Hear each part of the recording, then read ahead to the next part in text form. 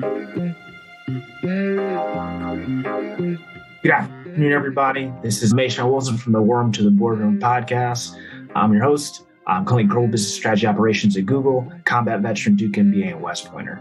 Today, I have my guest, Mr. Michael Burns. He and I will be discussing his preparation to transition to corporate DEI and the entrepreneurship space. For those that don't know, Mike Burns is the managing partner of Burns Brothers. He's an advisory board member for South by Southwest, co-founder of Service First. He's also an Aviator, so an Apache pilot, the head of West Point Diversity Admissions, former head of diversity at Citibank, head of transformation for Conduent and its call centers. He's a graduate of West Point, the University of Notre Dame Mendoza School, and Columbia University's Executive and Organizational Coaching Program. So without further delay, Mike Burns. What's up, Mayshawn? So great to be here, brother. Thanks for having me. It's amazing how the years fly by. Remember when I know. The days where you were just a cadet sitting in my office to now look at you doing big things, and I get a chance to sit on your podcast. So appreciate it. Definitely. So Mike, for our listeners who don't know, tell us a little bit about yourself. Like, who are you? Where are you coming from? How'd you get to the military? Gotcha. So my name is Mike Burns. Currently, I'm the president and managing partner of a full-service multicultural agency called the Burns Brothers. Before that, as you probably heard from Mayshawn, I've done a whole bunch, like a lot of the people Mayshawn's already had on the podcast. But I'm originally from San Antonio, Texas, so I'm a Texas boy by trade. I was raised by a father and a mother who were both entrepreneurs, so I've had entrepreneurship in my blood, and then decided when I was taking and choosing the track to high school that I would go to actually a military high school. So I went to a school in San Antonio called Texas Military Institute, which was the school that Douglas MacArthur actually went to high school at. But before that, no real interaction with the military, even though San Antonio has tons of military installations. And went there and fell in love with the concept of like uniforms and marching. But even then, I didn't want to do the military, right? I wanted to go to somewhere outside of Texas, thought NYU was cool. And so I was going to go out there and check out NYU, and got told by my JRTC instructor to go and check out this school called West Point, and didn't even know West Point was a college. I knew there was an Army-Navy football game, but I thought that was the real Army playing the real Navy. I didn't know there were like colleges associated with it, but went up there to visit, checked it out, loved it. And really the rest is history. Served for 13 years as an Apache helicopter pilot. Nice. And you were a baseball player while you were at the academy, right? Yeah, well, I initially came to play baseball, decided that wasn't what I wanted to do, that it was more of a job than actually fun. And then ended up doing a lot of time boxing at the academy and just hanging out and trying to tread water and not drown with all the tough academics and all the other demands. And so where are you now, Mike? So you mentioned you're managing partner at Burns Brothers. Can you explain, like, especially for our military listeners who are not really sure, what exactly does that mean? What do you guys do? Are you guys like PAO? Are you guys more like, EEO? Like, what do you guys do? Yeah, so that's a big question, right? And actually, where am I now? I'm in my house in Waynesboro, Pennsylvania. So no one's ever heard of Waynesboro, Pennsylvania, but Waynesboro, Pennsylvania is at the intersection of Maryland, Pennsylvania, and kind of West Virginia. So you can get to any of those states within probably like 10 minutes. But the most important thing, it's about 60 miles from my office in Washington, D.C., but I'm coming from Manhattan. So I was in Manhattan for about 15 years before I moved to Waynesboro. But to answer your specific question about the Burns Brothers and what we do, and we actually do a little bit of everything. So we started off about 2.5 years ago, strictly in the DE&I space. I ran diversity, as Mayshawn said, for Citi, had done diversity work for West Point. So diversity was kind of in my blood, and I found passion in people. And so I knew I wanted to do that. And during the time of COVID, during the time of social unrest, I was running enterprise transformation for a large Fortune 500 company called Conduent. And while I was doing that, I realized, you know what, like managing real estate is not going to change the outcomes for my two little black boys, so that they wouldn't be facing the same stuff that we were watching in that 8.5-minute video with George Floyd. And during my time there, like during COVID, during social unrest, I said, I got to do something to make an impact. So I called my brother, who was a managing partner. He was a lawyer of a pretty large law firm in DC, and said, do you want to go out and change the world? And about a week later, we dropped our notice and started the Burns Brothers. And when we started, it was strictly around doing diversity work, helping companies understand their diverse populations better so they could really make insightful change based off of true fact and understanding. But now we've grown to where the Burns Brothers is just more of a holding company for about 6 other sub-brands and sub-companies that they have their own leadership teams and identities. One of the brands still specializes in diversity, equity, inclusion. It's called Koi Collective. We have another brand that focuses on multicultural communications and marketing and advertising called Manchester Park. We have another brand called Styled, which does a lot of large event production. So we do huge events for organizations such as Amazon and Johnson & Johnson and the NFL. But we also have a branch of the organization that focuses on celebrity speaker series and philanthropy called Icon Talks. And we just launched a members only house in Washington, D.C. It will officially open on April 1st called HQ. And that's a curated house of really top tier leaders in every industry, but normally people of color, because we felt there was a place that high level, high achieving people of color needed to come together and just be able to decompress and be. And so HQ serves that purpose. So it sounds like you're a bit of a master of all trades and a jack. Doing a little bit. They got a good team, so I'm just a master of finding really, really smart people. But everybody else does the real hard work. So nothing's changed in admissions, you know. Nothing. Finding talented folks just in a different capacity. Absolutely. And so this collective, if you will, that's similar to like Soho House or the Gathering Spot, or is it different? Like, what's the? It's think of it more of it's structured more like a Soho House. So it's multiple floors. Each floor has its own identity. So like one floor, what we call the lounge. So if you just want to go in there with a friend, grab a beer, drink a cocktail, bring clients, watch some news and Sports Center, you can do that. We also really are big into wellness. So one of our floors is dedicated to wellness. So we do a lot of celebrity yoga, spin, meditation out of that floor. It's almost like a white box. It also serves as an art gallery. So we bring in artists, people of color who are artists, and we display their artwork. We sell their artwork. And then the 5th floor is what we call our penthouse. And so it's the top floor of the building. It has amazing views. We have an 8 by 16 inch, 8 by 16 foot LED wall where we do movie previews. We just did a Creed 3 preview out of there a couple of days ago. But once again, every floor is a space, no matter what the identity is, to where people who are successful, people who usually spend a lot of their time pouring into others, can kind of come, be poured into, be pampered, be taken care of, but more importantly, kind of just be and be authentic in a space with about 400 to 500 people just like them. And so when you left the corporate space, like, did you imagine like this is what you would be doing several years later, or was this kind of like a journey into itself? Nah, man, you know me, Sean. I kind of like go with the flow, right? I consider myself, I love business, right?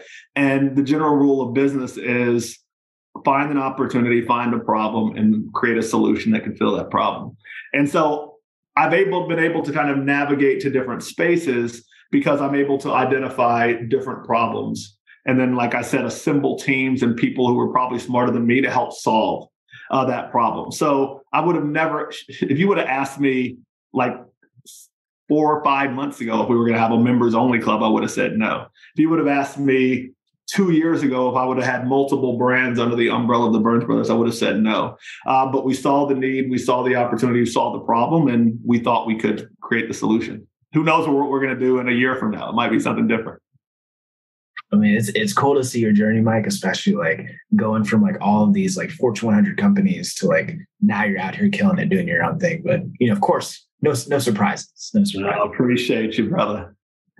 And so can you talk to us about like how you got here? Like, you know, talk about your last job in the military, kind of decision to transition, and kind of how those experiences prepared you to kind of pursue this path. Absolutely. So 13 years in the Army, the last job was the head of diversity admissions for the Academy.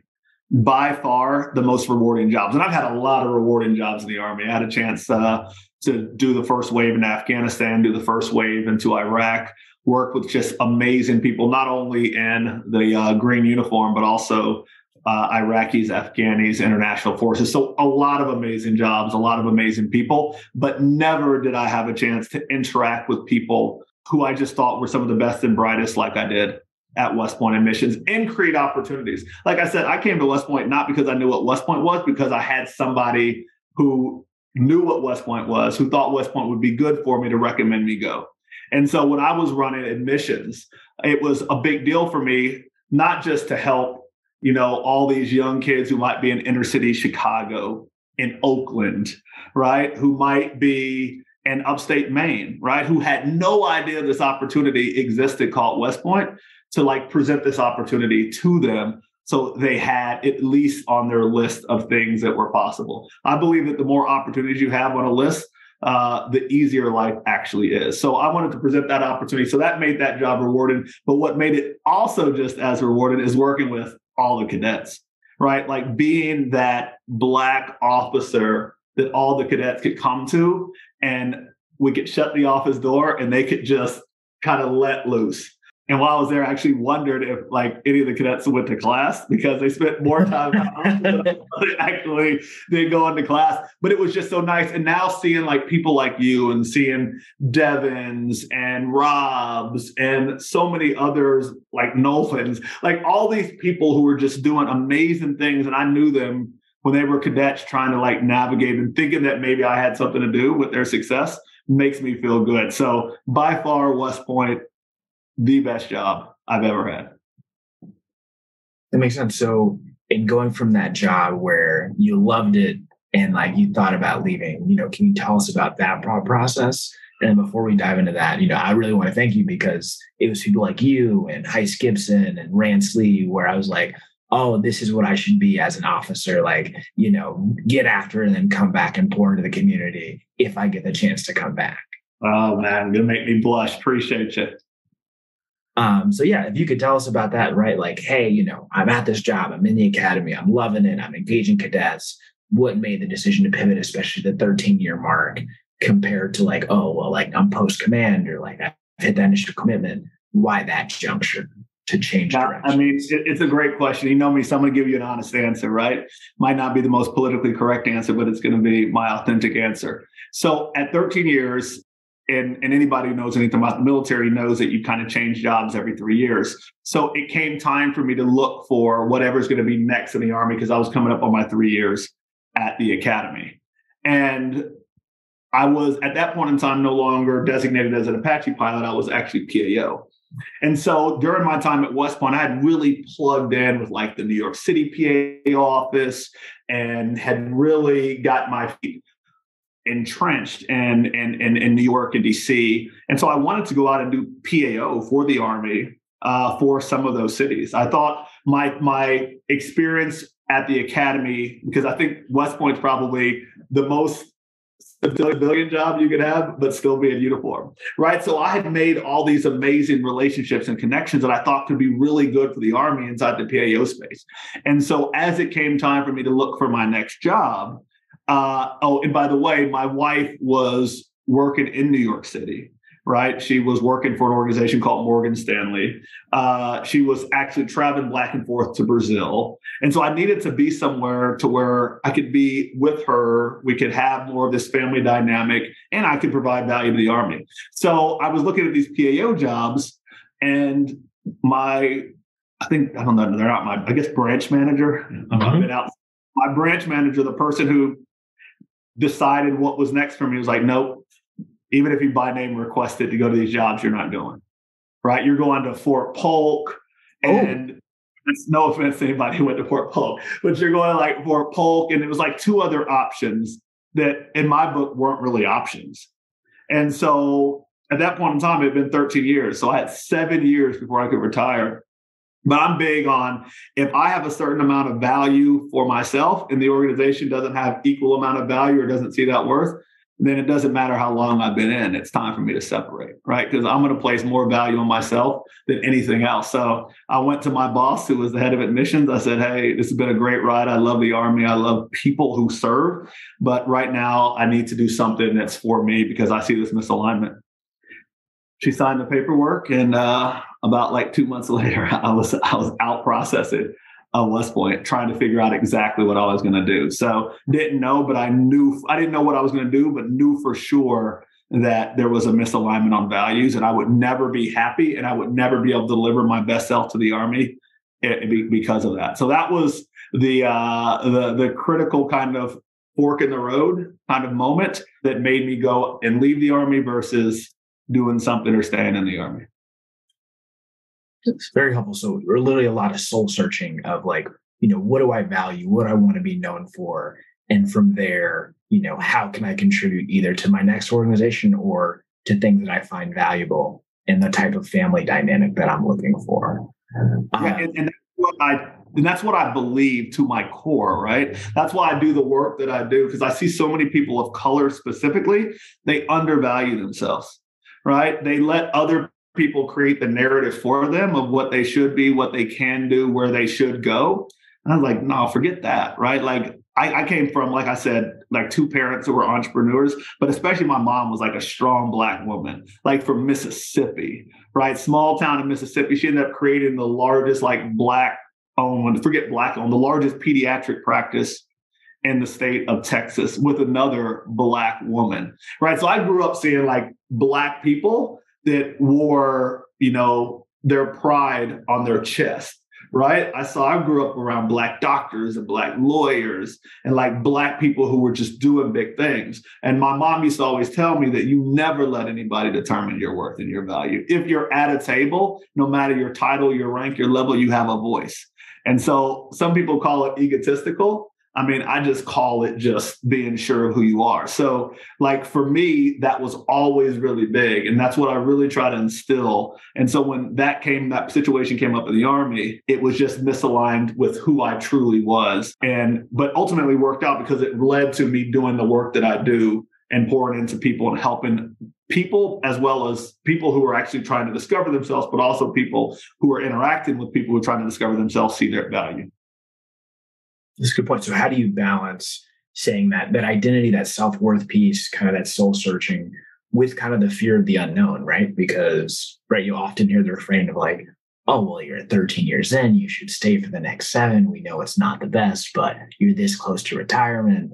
How do you kind of reconcile those two or help people negotiate that challenge?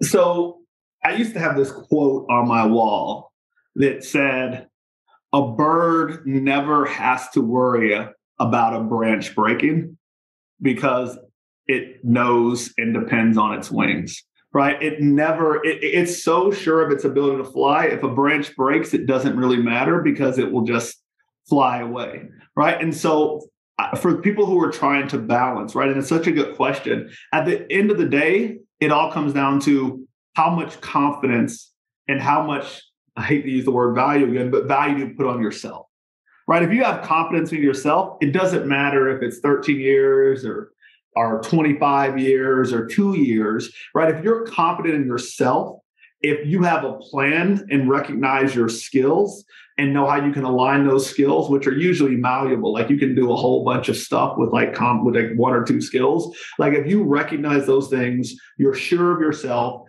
you exude confidence at all times, you show respect and empathy, you effectively communicate. Like if you can do those basic things, then you can almost accomplish anything in the world, right? It doesn't matter if you're going to financial services. It doesn't matter if you stay in the military. It doesn't matter if you go to med school. Like you can do all of that stuff if you have that level of confidence. Oh, great points. Yeah, and so that's kind of what I would recommend. Figure out what you're confident in, build that level of confidence, and be unapologetic about it. And then everything else will kind of work its way. In your transition process, like when did you start thinking about that transition? You mentioned, you were out in 2 months. And so when did you start like, hey, I was 6 months out, or was it a bit shorter than that? Oh, there was zero thinking. Right? I'm as you can tell just from this conversation, you know me really well, right? Like I'm a very like passionate, emotional human being, right? And it goes back to that whole confidence thing. I don't do a lot of assessment. Once I kind of know when I make my decision, I know. So when I got off the phone with my branch manager and he's like, yo, you're doing these 3 things. There was no like, go home, let me think about it, let me talk to my family. It was like, okay, boss, here's my paperwork, like within an hour kind of span to get out. So there wasn't a bunch of, because I just knew I wasn't going to be happy, and it really rubbed me the wrong way that my value wasn't seen. So I don't do that. But same with the Burns brothers, right? Like I was on the phone call with the CEO and the CFO of Conduent, and we were talking about real estate downsizing, and George Floyd's murder was happening over and over in loops, and the two pictures of my two little black boys were behind my computer monitor. And I hung up the phone and I called my brother. And when I asked him that question, like I said, the next day or the next week, I dropped my notice. I reached out to a couple mentors and, of course, my wife around that decision because it was a bigger decision, but it still wasn't one that I like contemplated for an extended period of time. Me and my brother were having a conversation in late October of 2022, and I was at a Starbucks, and we were talking about, is there a way to monetize like our networks? And we said, oh, what if we opened up a members only club? And now we're like 2 days into March, and we are opening up a members only club, right? It's just, we're just doing it, right? Just because we think we should and we think we can. Yeah, watching you, Mike, is something else. It's interesting. It's very, very cool. And so based on that, like where are you trying to go? Like you're doing this thing, you're doing the entrepreneurship, you're impacting communities you care about, you're doing exciting ventures that, most people can't fathom. Like what's next? I mean, at the end of the day, I love people, right? And I think people are the most precious gift that God has given us. And I think there's this divisiveness in the world that has been created from so many different sources, whether it be media, whether it be how social media aggregates information and sends us and feeds us exactly things that confirm with what we want to believe. Like but this whole divisiveness has created these lenses that we look at each other through of just complete difference versus commonality. And so because I love people, because I understand the power of people, like I think my purpose on earth is to help other people better understand and better engage, as well as helping people that look like me better appreciate who they are and what they bring. So I don't know exactly what the next part of the journey is, but what I know for sure is it will involve people. It will involve driving deep levels of understanding for individuals as well as for individuals with others. And it will be tied to like making things that possibly may be uncool, cool, right? My brother and I, we love that, right? So diversity was not cool, right? That there was literally nothing cool about how diversity had been presented. And I had talked to my brother when we were making this Burns Brothers decision and said, I want diversity to be like hip hop, right? You don't have to convince a 60-year-old white man to hang out with Jay-Z, right? Like they want to hang out, right? Like, and so we need to create diversity in a way and present diversity in a way that the majority who we need to be on this ride want to be there, right? Because they just want to be surrounded with whatever this diversity thing is. And then by doing that, then you actually win. So whatever we do, whatever we touch, we're going to do it different. We're going to make it cool. We're going to make it sexy. And by doing that, we're going to bring a whole bunch of people together, which will ultimately create change. That's about as much as I can give you for where we're going. But, we talk next year, it might be a completely different space, but I guarantee that will be the common thread. I think those are great points, Mike. In terms of diversity, would really love your take here. Given where we are in the diversity space, that usually, we have these initiatives, they sound great, we have these commitments, but it comes across as very performative, superficial, or we talk about diversity of thought versus like actually material diversity. How do you get companies or chief diversity officers to really make that jump from the action and performance to the commitment and action? Yeah, no, I think it's great. I think that one of the biggest issues with diversity in my book is it's been counterproductive because the messaging has been counter to what they want the outcome to be, right? So when you do anything that creates or designed around kind of segregation and segmentation, right? So everything from focusing specifically on affinities, right? So we're going to focus on women. We're going to focus on Blacks. We're going to focus on veterans. We're going to focus on people from the LGBT community. You automatically give people an opt-out, right? So if I'm not in that group, then this is not my thing, right? And so then it becomes this like singing to the choir, reading from the same hymnal thing to where all the Black people are together and they're talking about things, but you need the other people that aren't the Black people like in the room as well to drive the change, right? So I think that's one issue with diversity is like the inherent like segmentation of diversity to where that brings and presents counter messages and allows people to kind of say, well, I'm not in those groups, therefore it's not my bag. Number two, I think it's been based way too much around kind of like theory, right? As well. So, and around topics that do not kind of invite participation. So in the Burns Brothers, we will never do anything on anti-racism. We will never do anything on privilege. Like we'll never do anything that becomes like triggers for people, right? Because diversity in itself is starting to become a trigger, right? You go into organizations, you start saying the word diversity, everybody's like, oh my gosh, like I don't want anything to do with this, or oh gosh, another diversity training, right? It's like compliance training now. Like no one takes compliance training serious. No, we've gotten to the point where no one's taking diversity work serious because they're just been bombarded with it. Ours being positioned in a way that makes them feel really, really bad about themselves or go on the defensive. Right. So once again, you got to position things in ways that you're going to get the largest amount of adoption. So when we present things from the Burns Brothers points of view, our perch, it's always presenting concepts. We might present a concept like privilege, but we will never say privilege. Right. But by the time we get finished with it, you might not recognize it as privilege, but you've been taught about privilege.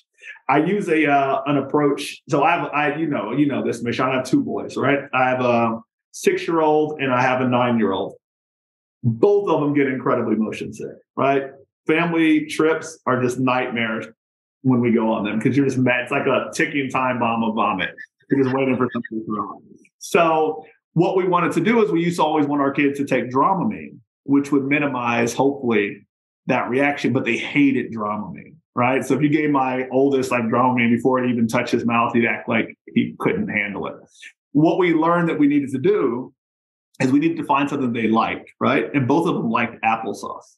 And so what we would do is we would actually crush the Dramamine up in applesauce and we'd be like, oh, let's have some applesauce. And then they would eat the applesauce, but at the same time, they'd be taking the Dramamine, right? And then we'd still get to the end state of making it at the end of the trip with nobody throwing up. That's how we do diversity, right? I got to find out what people are comfortable with, what people like. And once I find that, then I sprinkle whatever I want them to actually ingest into that, right? Versus me determine what I want them to and then just force them. And if they reject it, just say, well, you just couldn't handle it, right? So that's the approach that I think if more diversity folks took the applesauce approach and really figured out what the people on the other side could consume and actually enjoyed, and then sprinkle what they were trying to get into that, we would still be at the same end state that they initially wanted to have, but maybe in a way that it wasn't their original way to do it. So that's kind of the other thing. And then the final thing is, this is really a big one for us and for me personally. It's all about behaviors, right? At the end of the day, you change culture through behavioral change, right? And so whenever I talk to people, I always wonder how old people are. You can relate with this analogy I'm about to throw out. Maybe hopefully some of the younger cadets or other people who might be watching this might not be able to. But there was a movie called Karate Kid. It's now come back as like Cobra Kai on Netflix. But in Karate Kid, Mr. Miyagi used to teach Daniel things like paint the fix and wax the floor, right? And by the time he actually was doing those behaviors, he didn't realize those were going to teach him how to block a punch or how to block a kick, right? So if we actually focus on the behaviors, so if I want you to be an ally, how about I teach you how to actively listen, right? Versus conveniently hear, right? So if I can teach you how to actively listen, and what does that mean? And what does it look like? And what are some of the examples? And we just through repetition, just go through active listening. And then I tack on a different skill or behavior. Over a period of time, you're going to be an ally, right? You're going to have the skills and the competencies that exude the behaviors of an ally without me having to give you all these frames of allyship and what this means, because that's not going to create anybody to change. And so that's also some of the things we think, especially in the diversity, equity, and inclusion space. Focus on the behaviors, reinforce the behaviors. It's not about the end state. People don't need to know the end state. They just need to know the behaviors, and ultimately they will become whatever we want them to become or whatever outcome we want in the DEI space. That's a lot of deep thought. The closest analogy I have is like, you're giving medicine to a dog and you put it in the peanut butter, just thinking like, they'll actually eat it. Otherwise, it's no dice. And so along those lines of like executive communication, can you talk about how do you navigate those spaces specifically as a minority, as a Black man, whether it's, in the Army where you're influencing generals, or it's in these corporate DEI spaces, or as an entrepreneur, like how do you show up and like what are some of those challenges that you've learned to better navigate with time and experience? So the first thing is I'm always consistent, right? And once again, you know me just as well, if not better than most people, right? So you're going to get the same Mike Burns no matter who you are, right? No matter if you're a general, no matter if you're a private, no matter if you're a janitor, no matter if you're a CEO, like you're getting this guy right here. And I'm going to tell you how I feel. I'm going to tell you what I think is awesome. I'm going to tell you where I think there's areas of opportunity, but I'm going to be unapologetic about it. So I think that's kind of like foundationally what's going to be critically important for everyone. You got to be authentic and true to yourself.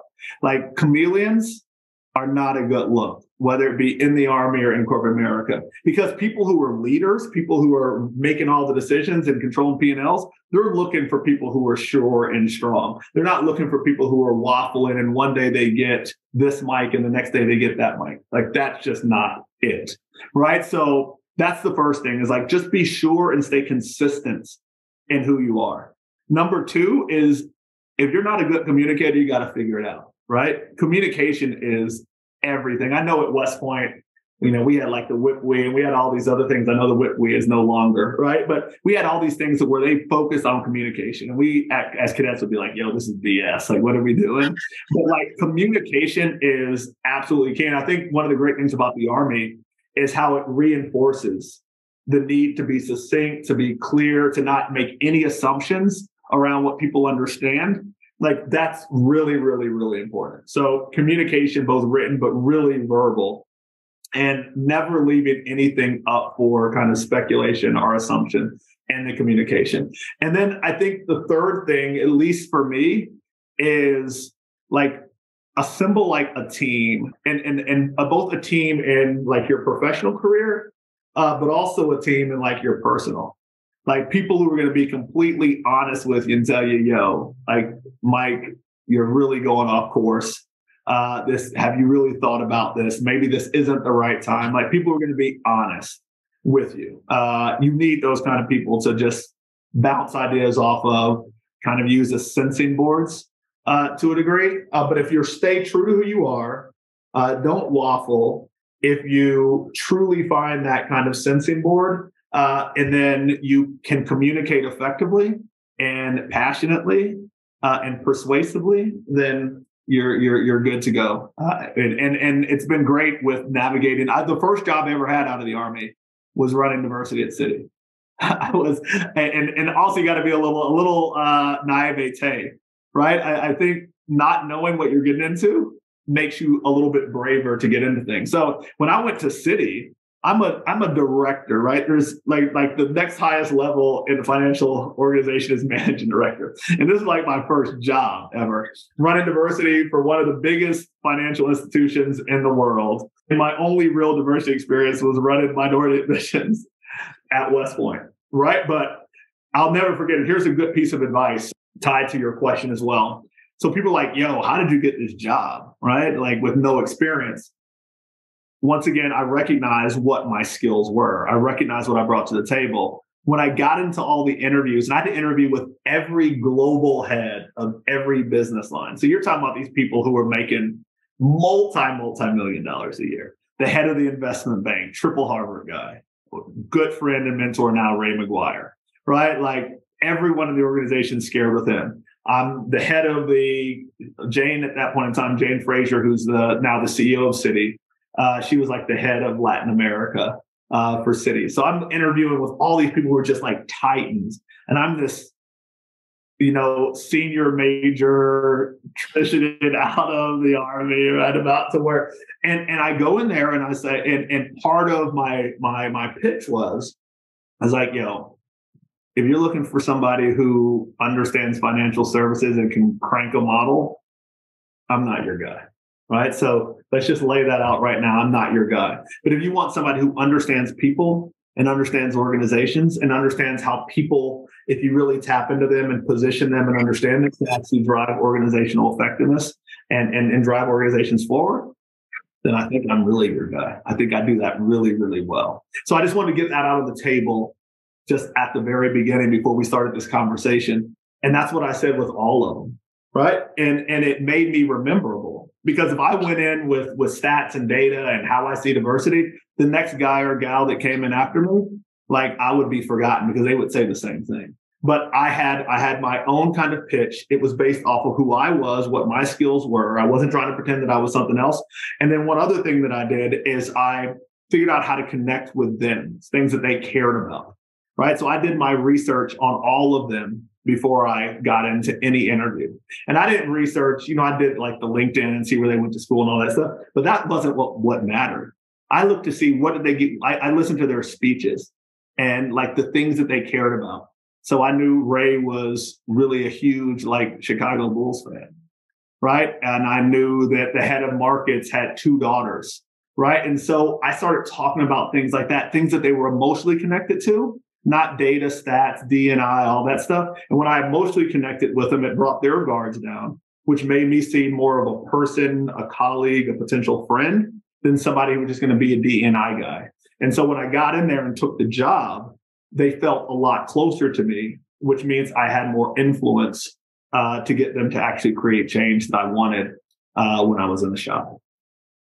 So really leveraging not only your skills with people, but also your emotional intelligence to really read that room and that audience, to build those connections and to have that immediate impact, to influence without authority, which is really important once you leave the uniform behind. Yes. And if you could recommend a book, I always like recommending books. There's a book that ties exactly to what you said, Meshan. It's called Switch. It's by 2 brothers, Chip and Dan Heath. I can see your nod of your head, so you know. And so Switch is all about how do you switch or change the mindset of an individual and organization. And it talks about elephants and riders. And if anybody who's listening to this podcast, if you're not a reader or you're trying to figure things out, I highly encourage you to read Switch, because in the book, it says that people are basically 2 parts without any spoiler alerts. As they're elephants and riders, elephants are emotional sides of the human being, and the riders are analytical, thought-provoking side. The elephant will always outpower the rider because we are emotional creatures. And so it's important that if you want to create any change or have any impact, you have to learn how to control the elephant first. And then once you control the elephant, then the rider with data and stats and all that other stuff can kind of guide it where it wants to go. The elephant wants to go. And so that's why the Barack Obamas and Donald Trumps, that's where they win with change and make America great versus politicians that lead with laws and torts and all that stuff. It just doesn't cut it. Like, that's not going to cause people to go out to the poll and actually take action. And so one of the things I definitely encourage to all of your listeners is figure out how to make that emotional connection with the elephant, control it. And if you can do that, then like you have like a 99.9% like probability of actually getting what you want. I can always count on you, Mike, to come with like great professional books and recommendations. Some recommended Switch. The other one was like Jim Collins' Good to Great. And those are the ones that stuck with me the most. Any other books and podcasts that come to mind where you're like, wow, like that idea, that concept is like what you need to understand to negotiate this world? Oh, man. So many. There's a new Adam Grant book out. Well, I guess not new anymore. It's out a couple of years ago. And it's I can't remember, but it's the last Adam Grant book. So if anybody types Adam Grant into Google, it's his latest book. But basically inside of that book, it talks about the cycles of human beings and how they think. It says that human beings book or something. Think again. Perfect. And so, have you read it? I have not, but I've seen it. It's on my list. So think again basically says that human beings live life in two cycles, and they bounce back and forth between these cycles. One cycle is called the overconfidence cycle. One cycle is called the rethinking cycle. And most of us as adults, as professionals, as anyone who's been in a space for a long time, live in this overconfidence cycle. And it's one that's rooted in pride, saying that we as human beings are prideful creatures. And when you're a prideful creature, there's a lot of things that you're convicted in. Right? We're convicted in our political views, our sports teams, our states that we're from, our business units, our projects. Like, conviction is all around us. And when you have this conviction, you spend a lot of time trying to confirm what you're convicted in. And the only way you can confirm what you're convicted in is to go out and validate it. So you interact with people who think like you. You watch news channels that say the same messaging that you believe. You filter your social networks to where they only feed and validate what you want. But the dangerous thing between validation, back to the pride point, is the more validation you sprinkle on that pride fire, the larger the pride fire gets, the more convicted you get in your ideas, the more time you spend confirming. And so this is like a cycle to where you never grow, and you actually can regress sometimes. And what Adam Grant says, to go over to that rethinking cycle that's rooted in humility. And if we're humble, then it creates this healthy sense of doubt. And when you have this healthy doubt, it makes you curious. Right. And if you really try to fill this curiosity bucket, the only way you can fulfill the curiosity bucket is to go out and discover, which is different than validate, because discovery means I got to interact with someone who I might not normally interact with. Now I have to watch a news channel that I normally wouldn't watch because it has different perspectives that just make me kind of cringe. Now I might have to have conversations that might be uncomfortable for me. But the more you discover, going back to humility, the more you realize you don't know and the more humble you become. Right. And so that's a cycle of like real growth. And I think if more people spent time in that cycle, the world will be much better. But the last thing I'll say on that is we have to recognize that we can't spend all time in that cycle either, because then that's like analysis paralysis, like nothing ever happens. So we just got to figure out what is the balance between moving from that overconfidence to the rethinking back to the overconfidence, because any cycle can be dangerous, but unfortunately we spend way too much time in that overconfidence. So that's my other book recommendation. Highly recommend Think Again by Adam Grant. Mike, you always have the good recommendations to make me rethink about my life just a little bit more. And so looking at your transition journey, whether that's out of the military, through your jobs, can you think about like anything that you would change or do differently? And this could be the planning, could be the last assignment, benefits, transition timing, location, career field, anything that you would change or do differently? Yeah, one thing, right? For sure. So my mom used to tell me, especially when I was in the Army and especially my time at West Point, she's like, Mike, you're establishing all these great relationships and all these amazing people. Think about it, Mayshawn, like as an outreach, like the people you engage with. We're on the Hill, you're talking to members of Congress or get access to CEOs and senior executives. And she's like, Mike, like you need to nurture those relationships. You just can't let them like perish and dissipate. And I was like, yeah. Like I really wish, and hindsight truly is 2020. I wish I would have listened to her. Like I wish I would have nurtured some of those relationships. I wish I would have poured into like people a little bit more during some of my earlier years, because those relationships are everything. Schools matter, GMATs matter, all that stuff matters, but nothing matters more than relationships. If you want a job, to be honest with you, the reason I got the city job is because my wife's mentor at Morgan Stanley, a dude by the name of George Van Ansums, who's now one of my like senior mentors that I bounce everything. He was like the man on Wall Street. He's been on Wall Street forever, right? And so I called George through Heather, my wife, and said, hey, I'm thinking about, applying for this city job. George is like, okay, apply for it. You make it through round one, then I'll make some calls. I made it through round one. I talked about Ray McGuire. George had already called Ray and said, yo, this is brother Mike Burns, like Army guy. I vouched for him. And so when I got in the room with Ray, Ray's like, yo, George has already called me. You're good to go. Right? But that was all relationships. That was all relationships. And it wasn't even my direct relationship. It was Heather's relationship. But I think it hammers home the point that it's all about who you know, not necessarily what you know. You got to know something, right? Because you're not going to even go anywhere if you don't know something, have basic skills, basic, points that people will vouch for you for. But like, if I could have continued to curate and cultivate these relationships, who knows what social capital I would have right now. So that would be the one piece of advice, because it truly is power. Those are great points. And so along those lines, when you look at your transition, not just out of the military, but also through these various roles, do you feel like you would have gotten to this entrepreneurial state where you're like making this DEI impact if you hadn't gone through the corporate experience? Like, is there any way to fast track or streamline that process, or was it all a necessary part of the journey to get where you are today? I think all of it's part of the journey, right? Like, we all know sometimes where you skin your knees is the best learning, right? Some of the most painful things that like, oh my gosh, why am I doing this? Such a waste of time. There might be a more direct route. Like, those are like the best points of learning. I don't know if COVID was like the trigger of me being an entrepreneur. I don't think it was COVID. I think it was more of like that social unrest piece and just being ready. Like, Michonne, I'm like you. Like, before the Burns Brothers, I probably had like a dozen businesses, right? I've been like a serial entrepreneur since I was in West Point, right? Like, trying to sell stuff at the academy, right? So like, entrepreneurship's always been in my blood. It's in my DNA from my family. That's all I ever saw, right? So working for somebody my whole life was never the end state. That was never the end game, right? Even at the most senior levels in Fortune 500 companies, I've been reporting to like CEOs when I was in Fortune 500 companies for like a long time. So, but it still never fulfilled me because it just bothered me to have to like get someone's permission. So I was always going to be an entrepreneur. And I also thought I had really good ideas that could pour back.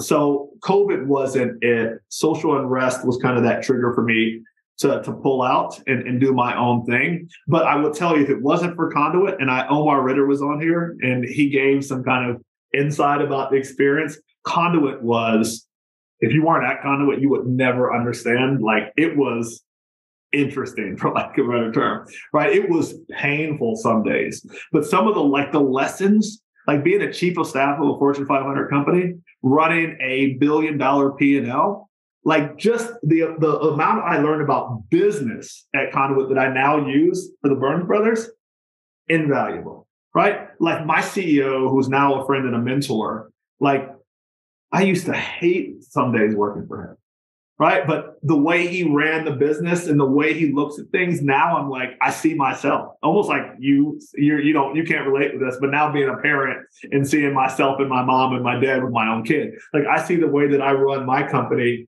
and some of the behaviors, which I used to look at it with him and I'd be like, why are you doing that? But now I get it, right? Like the Army, like the organization and like the understanding of people that the Army produces, like, would not trade that for the world. I would not trade for the world the suck of sleeping in an Afghani desert or an Iraqi desert under my helicopter with solar showers that we bought from Walmart before we deployed to Iraq, right? Because it taught me a lot about myself, but more importantly, it taught me how to motivate people when there was little to motivate them around, right? And you need that in corporate America. You need that when you're running the companies. How do you get your people running and moving, even if they don't see a light at the end of the tunnel? So like, every step along my journey of life has informed how I do what I do now. And I'm sure the Burns Brothers will just be a stone, which will inform something else that I do in 5 or 10 years. So I do not regret anything. I appreciate and value all of it, especially the points that were hard and kind of sucky and didn't land where I wanted them to land.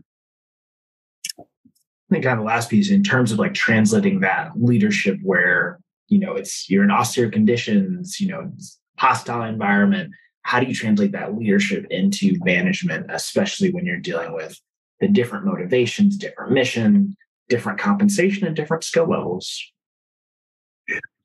That's a really, really, really good question. So I think one of the greatest things about the military is not necessarily the diversity from an ethnicity or gender standpoint, but the diversity from a geographic and like background and experience standpoint.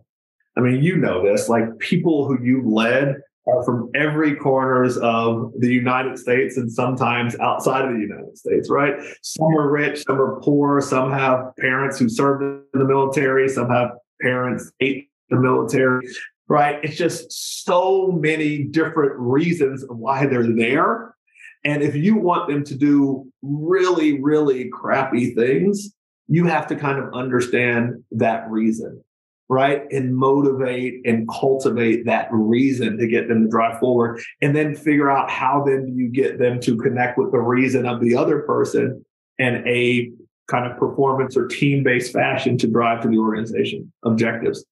Corporate America is not much different. Maybe there's less like diversity of geography and things like that, but everybody has their own reason, right, for being there. Like some people, and even inside the same organization, so we go to Citi, like investment bankers have a completely different reason for being there than ops people, right? An investment banker who's a managing director has a completely different reason for being there than an analyst, right? Like everybody has a different reason. And so if you really want to be a great leader and how those skills transfer from the military to corporate America, it's all the same, right? It's still all people. And how do you tap into the reasons that that managing director has to be there? How do you tap into those and use those to motivate him or her and drive them forward? And then how do you tap in the same organization to that analyst and find out why they want to be there, and then help that managing director also understand that analyst and why they want to be there, so now they can actually more effectively work together. And so I think that was, for me, the biggest common bridge that I could bring from leadership in the military that has helped me be effective in corporate America. I think all amazing points, Mike, because it is an adjustment. And if you're not ready for that and you think that, knife handing it, as some people would say, is the way, you'll run into some challenges. So just curious, especially like coming from a director, someone's still an entrepreneur, it's always good to get that take. Last piece, we covered a lot of great things from communication to professional reading. Are there any like parting notes of wisdom that you would share with our audience, veterans that want to follow behind you to be that entrepreneur, to be that chief diversity officer? What would you recommend? Yeah, just a couple things. Number one, figure out what your passion is, right? And then once you figure out your passion, figure out what your skills are, right? And then figure out where your passion can leverage your skills, right? And if you find that point of intersection, then that's your point of power. And you don't have to worry about a job description. There might be a job description that matches that, but if there's no job description that matches that, figure out how to create it yourself, right? As long as you create what you're creating is driving to a need that a person has or a problem that needs a solution, then that's where I think success can happen. And I think a lot of times with veterans, especially, they don't recognize either or know either. They don't know their skills, nor do they know their passion. And so they just jump out in the world, and then they let the world dictate and tell them. And it's funny, Meshan, we're going back to the very beginning of our conversation. The world dictates and creates their own narrative and creates their brand for them. And they just live in that cyclone or that narrative that's been created. But I think if they're able to really spend some time before transitioning to really figuring out what their passions are, really figuring out what their skills are, and finding those points of intersection, it allows them to own their brand. It allows them to own their narrative. And by default, I think it increases the chance of them being successful and happy and fulfilled when they leave. I think one of the best lessons I learned from that Jim Collins book, the hedgehog concept, where do those three circles align between God-given talent, passion, and like economic opportunity? Because that's where you're going to thrive. And one point to that, right? And then I'll definitely be done, is that you can have passion, but without skill, passion doesn't matter, right? I'm incredibly passionate around basketball. I do not have the skill to be an NBA player. I can't dribble. I can't shoot. Therefore, I will never be an NBA player. I can have the skill, but without the passion, it doesn't matter, right? I can have all the handles in the world, have the best J, but if I don't have the passion to actually go out there and hungry to get it, then I'll never be an NBA player. But if I have the passion and if I have the skills, then you have Kobe Bryant, right? Then you have the LeBron Jameses of the world, right? And so that's also an important point. You got to have skill, you got to have passion, but you can't, if you don't have the ability for one to supplement or feed the other, then it doesn't work. We appreciate all those nuggets of wisdom, Mike. So if our listeners kind of want to connect with you and learn more about your story, where can they find you, either on social media? What companies are you working on, or initiatives, or, books or articles you're working on? We would love to learn more.